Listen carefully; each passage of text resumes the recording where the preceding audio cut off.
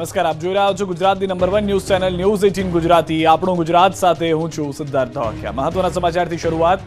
ખરા સમયે જ ગીર સોમનાથ પંથકમાં ખાતર ખૂટી પડતા બબાલ થઈ ગઈ. સર્જાઈ મોટી માથાકૂટ. આ ઝઘડો, આ બબાલ, આ ગુસ્સો, આ આક્રોશ અને હલ્લાબોલનું કારણ છે ખાતર.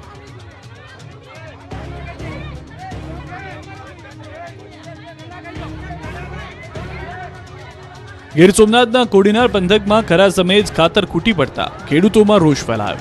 ગીર સોમનાથના કોડીનારમાં યુરિયા ખાતર કેન્દ્ર ખાતે ખાતર લેવા માટે રીતસરની પડાપડી કરતા દ્રશ્યો જોવા મળ્યા.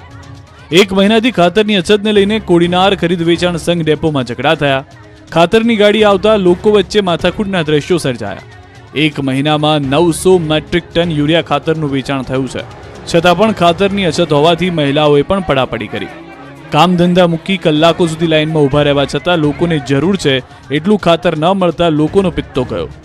ખાતર વેચાણ કેન્દ્રના સંચાલકનો જ ઉધડો લીધો તો ખેડૂતો પણ ઝઘડી પડ્યા.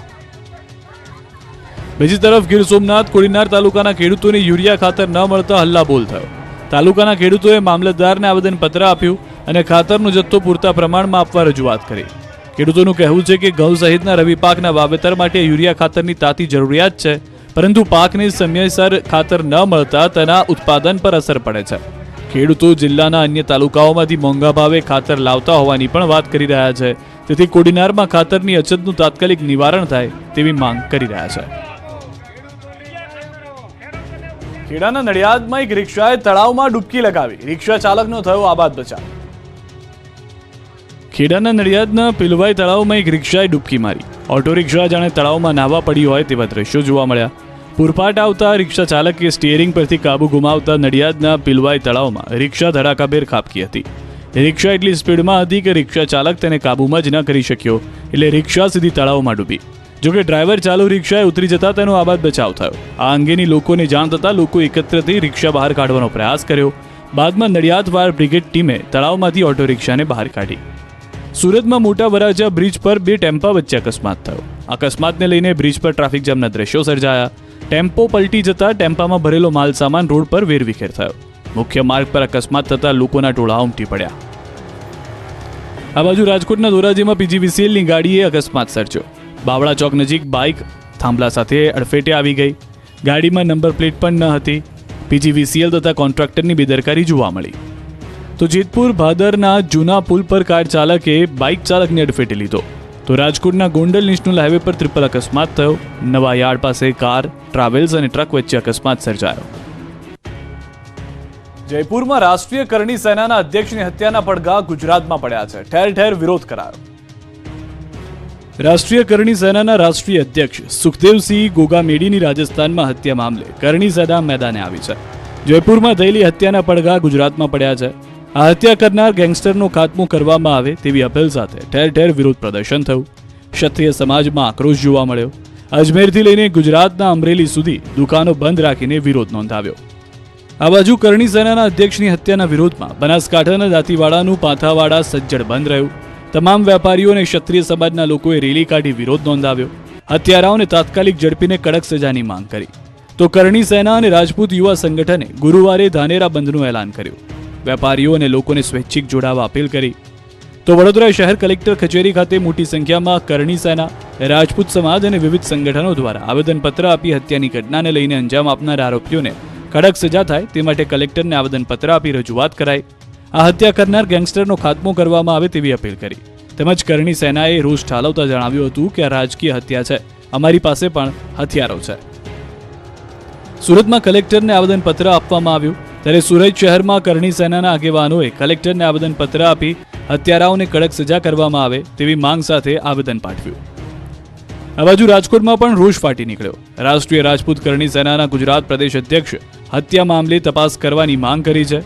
ઉપરાંત સુખદેવસિંહ ગોગામેડીને હત્યા થવાની આશંકા વ્યક્ત કરી હોવા છતાં રાજસ્થાનની તત્કાલીન કોંગ્રેસ સરકાર વડે કોઈ પ્રોટેક્શન ન અપાયા અંગે પણ રોષ વ્યક્ત કરાયો.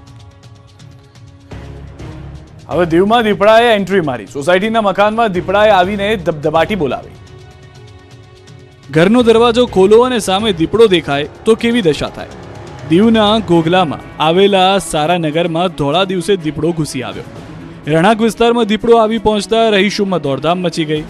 દોડાદોડી કરી રહેલો દીપડો એક સમયે તો ઘરની અંદર પણ ઘૂસી ગયો. દીપડાને પકડવા આવેલા વન વિભાગના કર્મચારીઓએ પણ એક સમયે તો ભાગવું પડ્યું. જોકે ત્યારબાદ દીપડાને પકડવામાં સફળતા મળી.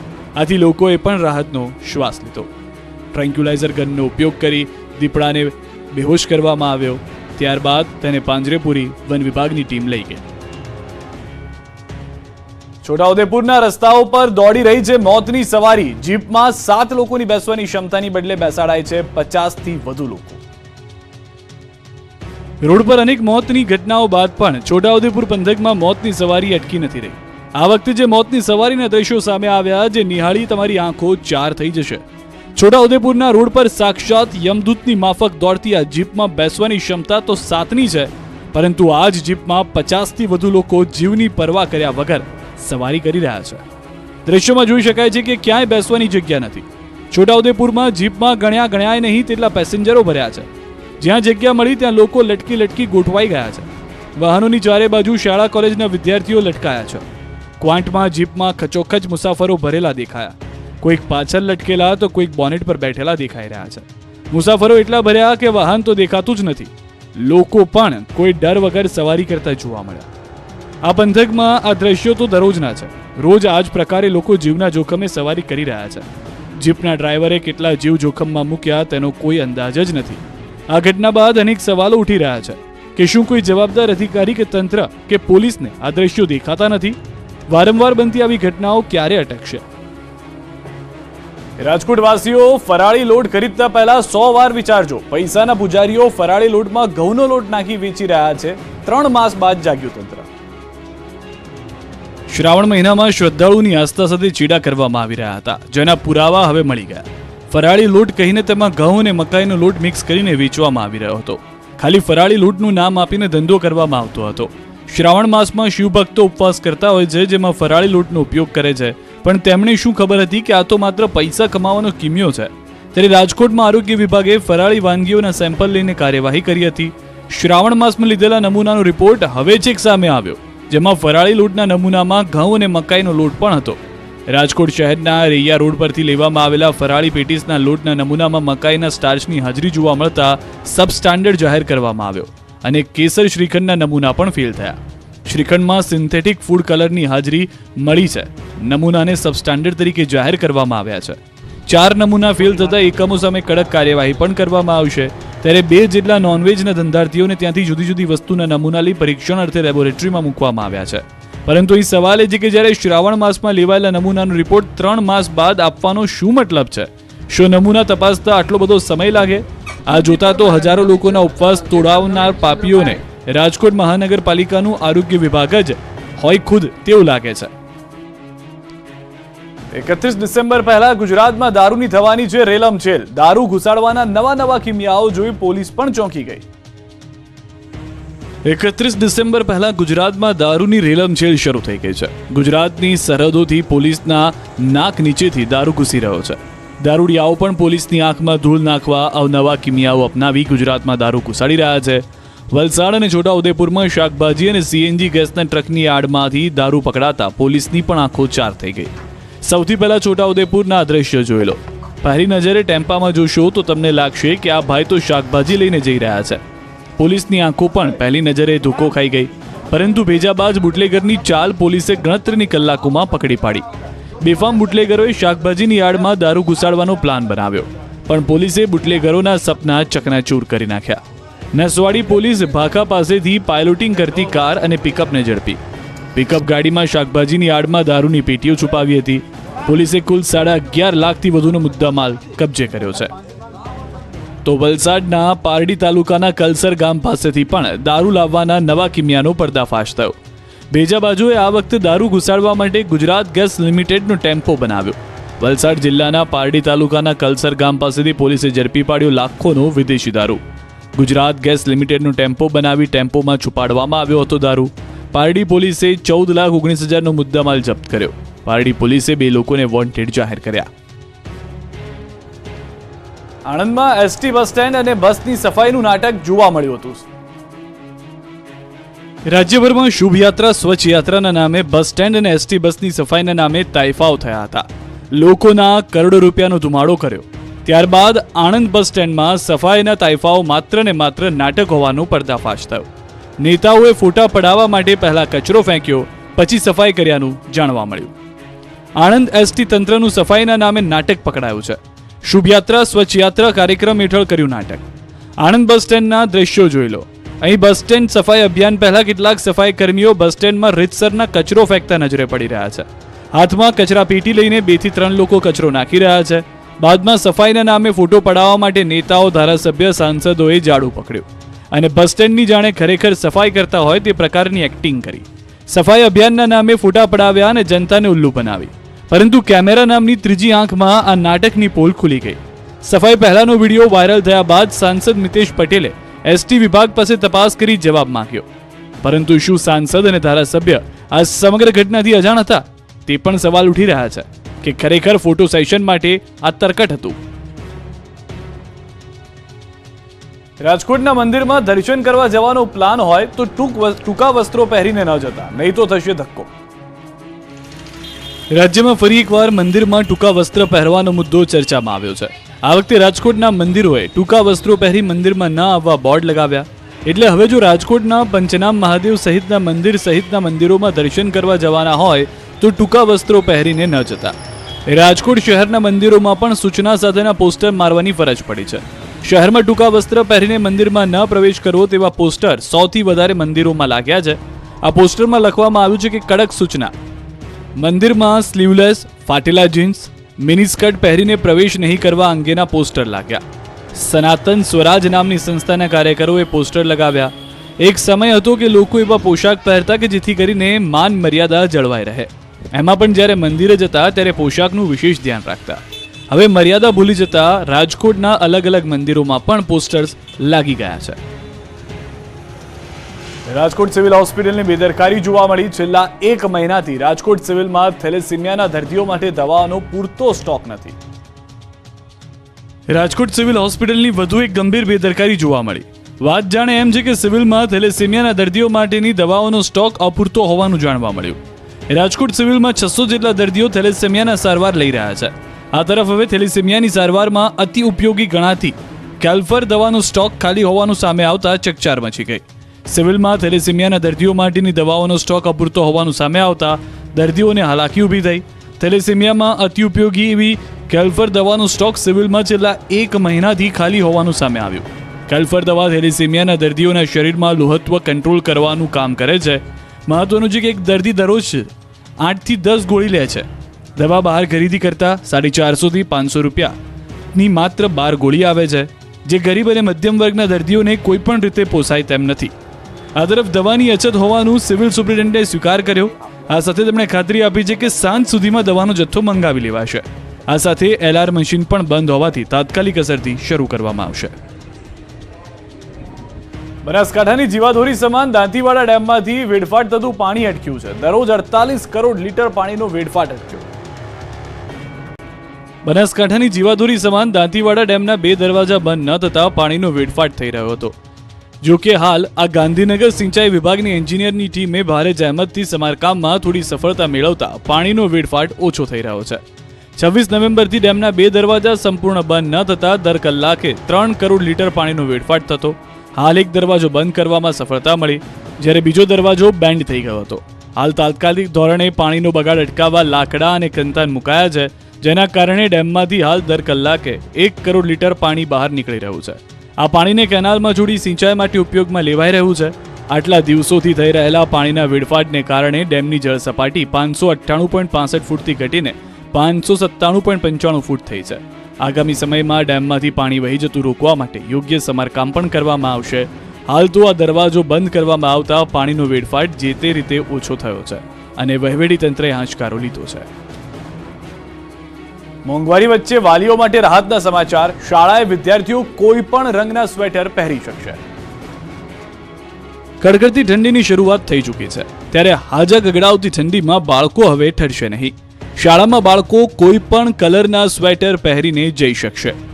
શિયાળામાં વધતી ઠંડીને લઈ સ્કૂલોમાં વિદ્યાર્થીઓને કોઈ પણ કલરના સ્વેટર પહેરવાની છૂટ આપવા રાજકોટમાં પરિપત્ર કરવામાં આવ્યો છે. જિલ્લા શિક્ષણ અધિકારીના પરિપત્રમાં રાજકોટ શહેર, જિલ્લાની પ્રાથમિક અને ઉચ્ચતર માધ્યમિક સરકારી ગ્રાન્ટેડ શાળાઓને સૂચના આપવામાં આવી છે. પરિપત્રમાં કહેવાયું છે કે ઠંડીને ધ્યાનમાં રાખી સવારની શાળાઓમાં વિદ્યાર્થીઓને જરૂરી વસ્ત્રો પહેરવાની છૂટ આપવી.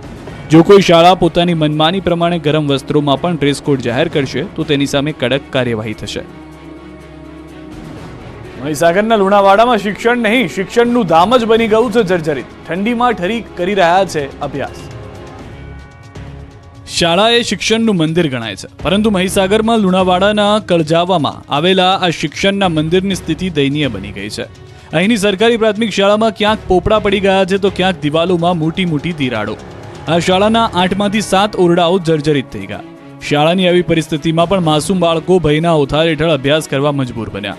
હાલ કમોસમી વરસાદ અને શિયાળાની ઠંડી વચ્ચે બાળકો શાળાના મેદાનમાં અભ્યાસ કરવા મજબૂર થયા. શાળાની આવી સ્થિતિ જોઈ વાલીઓ બાળકોના ભવિષ્ય અંગે ચિંતામાં મુકાયા. સારા ભવિષ્ય ઘડતર માટે પોતાના બાળકોને શાળાએ મોકલતા વાલીઓ પણ આ શાળામાં પોતાના બાળકોને મૂકતા પહેલા વિચાર કરવા મજબૂર થયા. આ શાળામાં 200થી વધુ વિદ્યાર્થીઓ અભ્યાસ કરે છે. તેવામાં ક્યાંક બાળકો મેદાનમાં અભ્યાસ કરી રહ્યા છે તો ક્યાંક એક જ ઓરડામાં 2 થી 3 ધોરણના બાળકો એક સાથે અભ્યાસ કરી રહ્યા છે. 2018થી આ શાળાના 7 ઓરડા ડિસમેન્ટલ કરાયા છે. અનેક રજૂઆતો છતાં નવા ઓરડા ન બનતા શિક્ષકો પણ ત્રસ્ત થયા છે. બાળકોમાં ભણવાની ધગશ તો છે, પરંતુ આ જર્જરિત શાળા બાળકો માટે જોખમરૂપ છે. ત્યારે સવાલ ઉઠી રહ્યા છે કે શું આ રીતે ભણશે ગુજરાત? અમદાવાદના લોકોને ઘર આંગણે ગ્લો ગાર્ડનનો નજારો જોવા મળશે. કેવડિયા સુધી લાંબા થવાની જરૂર નહીં પડે. અમદાવાદમાં રહેતા લોકોને હવે ઘર આંગણે ગ્લો ગાર્ડનનો નજારો જોવા મળશે.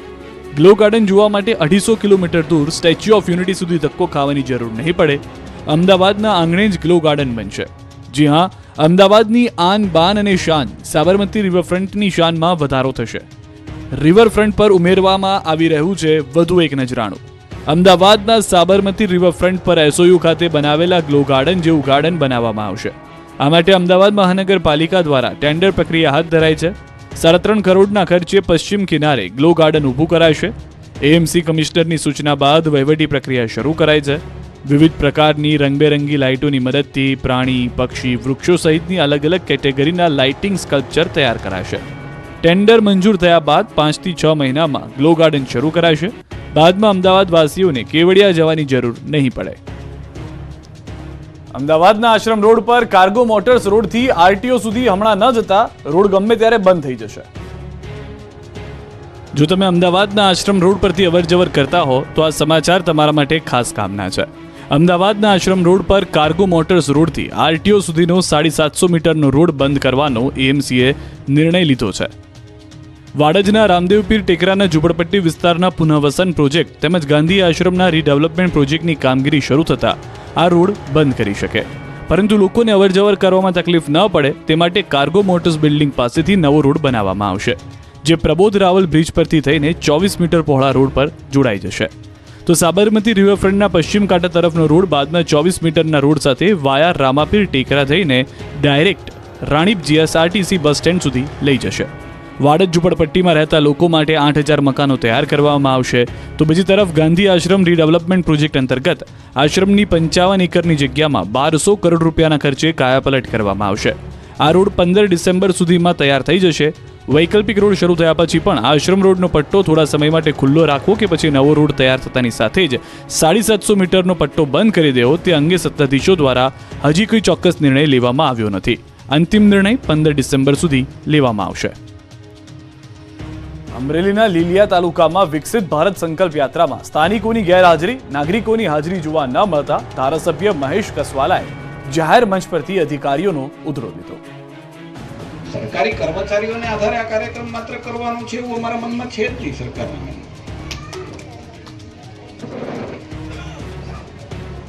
એટલે મારો ઠપકો સમજો તો ઠપકો, કરુણતા સમજો તો કરુણતા. જો આવતીકાલથી ગામડામાં આવા કાર્યક્રમ કરવાના હોય તો આ યાત્રાને બંધ રાખવી. જે ગામડાના રૂટમાં છે એના આગળના દિવસે આખા ગામની અંદર ઢોલ વગાડીને કહેવાય જાય ને પબ્લિકને ભેગી કરવાની હોય ને એને લાભ આપવાનો હોય તો જ આ યાત્રા કરવાની છે. જો તમે ઓનલાઈન મોબાઈલ મંગાવતા હો તો ચેતી જજો. સુરતમાં થઈ ઠગાઈ, મંગાવ્યો હતો મોબાઈલ, મળ્યો પરફ્યુમ. જો તમે ઓનલાઈન મોબાઈલ મંગાવતા હોય તો સાવધાન થઈ જજો. ઓનલાઈન મોબાઈલ ખરીદતા લોકો માટે ચેતવણીરૂપ કિસ્સો જોવા મળ્યો. સસ્તામાં ઓનલાઈન મોબાઈલ મંગાવો મોંઘો પડી શકે છે. ઓનલાઈન વેચાણના નામે ચાલતા છેતરપિંડીના રેકેટનો પર્દાફાશ થયો છે. સુરતમાં લોકો ઓનલાઈન મોબાઈલ મંગાવતા હતા. બદલામાં તેમને પાર્સલમાં મોબાઈલ નહીં પરંતુ પરફ્યુમ મળતું. ઇન્સ્ટાગ્રામમાં ફેક આઈડી બનાવીને માત્ર 3 થી 4 હજારમાં મોબાઈલ આપવાની સ્કીમ આપી લોકો સાથે ઠગાઈ કરતા શખ્સની પોલીસે ધરપકડ કરી છે અને ઓફિસમાંથી 4160 પરફ્યુમની ખાલી અને ભરેલી બોટલો સહિત પાર્સલ માટેના કાર્ટૂન તેમજ 2 કોમ્પ્યુટર સહિતનો મુદ્દામાલ જપ્ત કરી આગળની કાર્યવાહી શરૂ કરી છે. ફઝલ ખાંડા નામના આ ઠગબાજની પૂછપરછમાં સામે આવ્યું છે કે ઇન્સ્ટાગ્રામ પર એક ફેક આઈડી બનાવી આઈફોન, એપલ જેવા કંપનીના અલગ અલગ મોબાઈલ સસ્તામાં વેચાણ અર્થે જાહેરાતમાં મૂકતા. જે લોકો ઓર્ડર આપે તો તેની પાસેથી પહેલા પૈસા પડાવી પછી પાર્સલમાં પરફ્યુમની બોટલ મોકલતા. મોબાઈલની બદલે પરફ્યુમ મળતા લોકોના પગ તળેથી જમીન ખસી ગઈ. સુરતના રાંદેરમાં સંઘના સોસાયટીના મકાન નંબર 20માં આખો ગોરખ ધંધો ચાલતો. પોલીસે 4,43,000ની મત્તાનો મુદ્દામાલ કબજે કર્યો છે. છેલ્લા 2.5 મહિનાથી ઓનલાઈન છેતરપિંડીનું આ રેકેટ ચાલતું હતું. માત્ર સુરત જ નહીં પરંતુ રાજ્યભરના લોકો સાથે આ પ્રકારે છેતરપિંડી આચરવામાં આવી છે.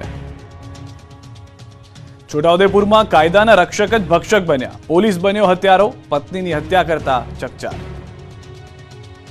કાયદાના રક્ષક જ ભક્ષક બની ગયા છે. છોટાઉદેપુરમાં જે પોલીસ ગુનેગારોને જેલમાં નાખે તે જ પોલીસ હવે જેલમાં જવાનો વારો આવ્યો છે. કેમ કે છોટાઉદેપુરના પીપલેજ ગામે એક પોલીસ કર્મી જ હત્યારો બન્યો, એ પણ પોતાની પત્નીનો જ. જી હા, પીપલેજ ગામે ગોંદારિયા ગામ જવાના રસ્તે મળેલા મૃતદેહની તપાસમાં આ પર્દાફાશ થયો છે. એએસઆઈ વરસન રાઠવાએ પોતાની જ પત્નીનું ગળું કાપીને મોતને ઘાટ ઉતારી દીધી હતી.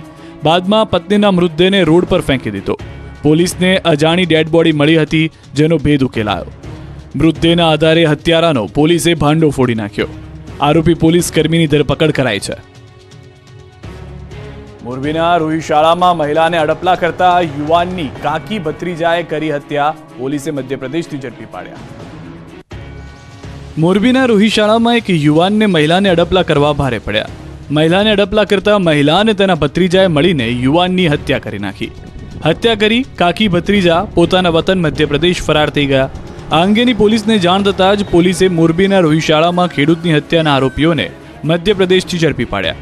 તપાસમાં સામે આવ્યું છે કે માળિયા મિયાણાના રોહિશાળા ગામે ચંદુલાલ કાલરિયાના ખેતરે ખેતી કામ કરતા પરેશાની થતી રાકેશ બઘેલ અને તેની કાકી રાજભાઈ બંને મળીને હત્યા કરી નાખી.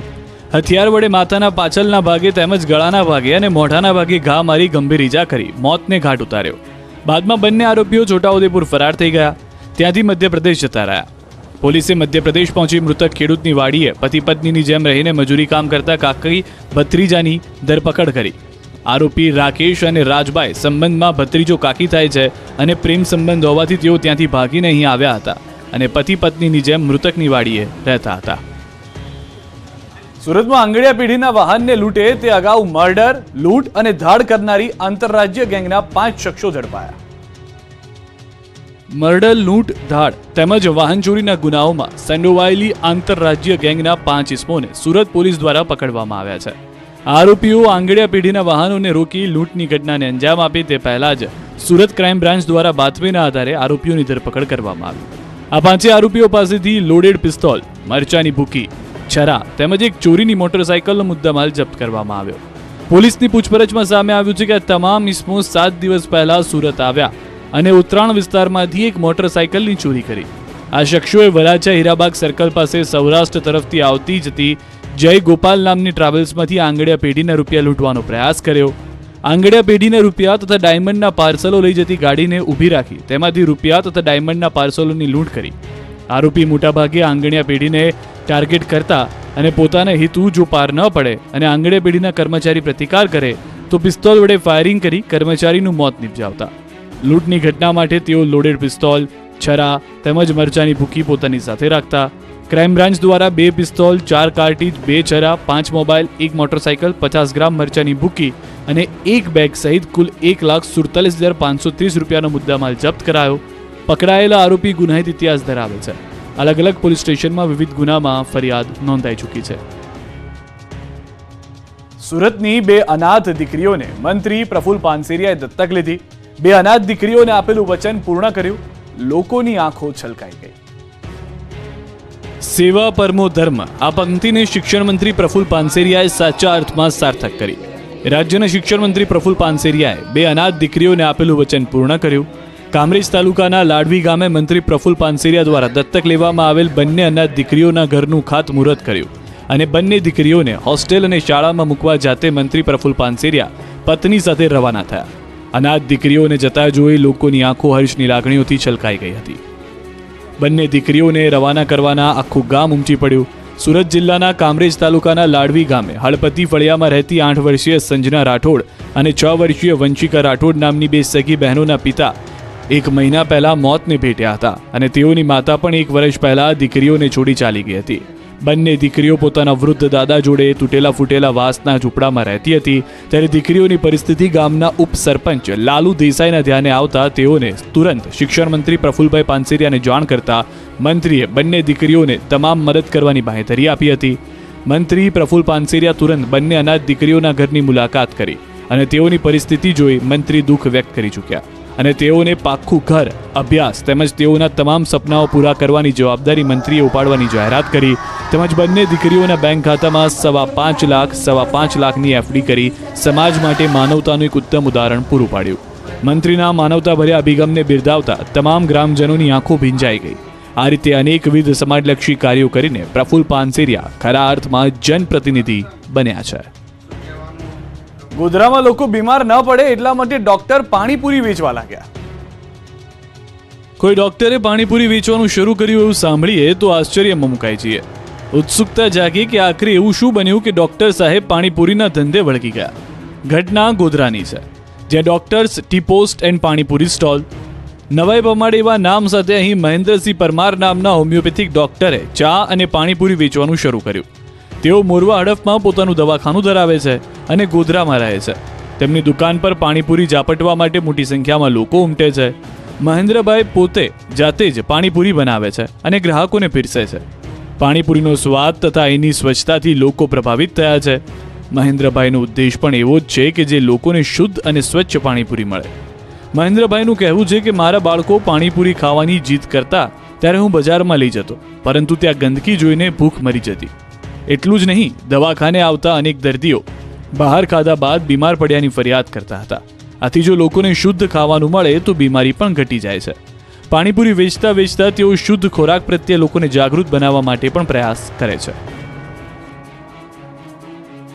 રજાના દિવસોમાં એક દિવસ કુદરતના ખોળે વિતાવવું હોય તો પહોંચી જાવ પોલો ફોરેસ્ટ. અહીં થશે મિની કાશ્મીરનો અહેસાસ. પોળો એટલે પૌરાણિક મંદિરો, જંગલ, નદી અને પર્વતોનો આહલાદક સમૂહ. અહીં જાણે પ્રાકૃતિક સ્વર્ગનો અહેસાસ થાય. સાબરકાંઠાના વિજયનગર વિસ્તારમાં આવેલા પોળોનો વિસ્તાર કુદરતી સૌંદર્ય માટે આકર્ષણનું કેન્દ્ર બન્યું છે. અરવલ્લીના પર્વતોની ગિરિમાળામાં અને વણજના જંગલોનો સમન્વય અહીં સર્જાય છે અને એટલે જ આ સ્થળ સુંદર લાગે છે. પાણીના ઝરણા અને સ્વચ્છ પાણીની નદીઓએ પ્રવાસીઓના મન મોહી લે છે. રાજ્યભરમાંથી અહીં પ્રવાસીઓ જાણે કે દિલ ખોલીને કુદરતને માણવા માટે આવી પહોંચે છે. જૈન મંદિરોનો કલાત્મક કોતરણીવાળો સમૂહ પણ પ્રવાસીઓને અહીં ખેંચી લાવે છે. આ જંગલોમાં લોકો ઘોડેસવારી, સાયકલિંગ કરવાની પણ મજા માણે છે. પોળોના જંગલો અને પર્વતોની સુંદરતા એ પ્રવાસીઓ માટે આકર્ષણ છે. અહીં પાણી સાથે રમવાની અને કુદરત સાથે મસ્તી કરવાની જાણે કે હૃદયને સ્પર્શી જતી હોય છે અને એટલે જ અહીં એકવાર આવતા પ્રવાસીઓ ફરીથી અહીં અચૂક આવે છે. તો અહીં લોકો પ્રી વેડિંગ ફોટોગ્રાફી કરવા માટે પણ આવે છે. તંત્ર દ્વારા અહીં પ્લાસ્ટિક પર પ્રતિબંધ મુકાયો છે, તો રજાઓમાં અહીં ટ્રાફિક જામના દ્રશ્યો સર્જાય છે. ત્યારે ટ્રાફિકની સમસ્યાનું નિરાકરણ આવે તેવી પણ સ્થાનિકોની માંગ ઉઠી છે. પણ જો તમારે ભાગદોડભરી જિંદગી વચ્ચે એક દિવસની રજામાં મિની કાશ્મીરનો અહેસાસ કરવો હોય તો પહોંચી જાઓ પોલો ફોરેસ્ટ. આપણું ગુજરાતમાં અત્યારે બસ આટલું. દેશ પ્રદેશની તમામ ખબરો માટે આપ જોડાયેલા રહો ગુજરાતની number 1 news channel news 18 Gujarati સાથે.